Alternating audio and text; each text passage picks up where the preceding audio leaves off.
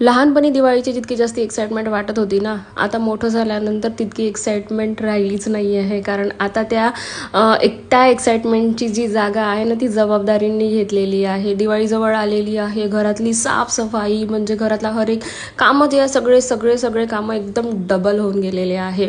आज मॉर्निंगला मी पराठे बनवले होते, आलू पराठा. तेच ब्रेकफास्टमध्येही झाले आणि आम्ही लंचमध्येही तेच करणार होतो. कारण आज मला पूर्ण किचनची क्लिनिंग करायची होती सॅटर्डे असल्यामुळे. सो मॉर्निंगला सगळं आटपून मी माझ्या किचन क्लिनिंगला लागली. काही थोडे भांडे होते ते वगैरे क्लीन केले. त्याच्यानंतर आम्ही गेलो मार्केटमध्ये आमचं रिच्युअल आहे, आम्ही संध्याकाळी मंदिरमध्ये जातो आणि मार्केट बघू शकता इतकं कलरफुल आहे दिवाळी म्हटली की.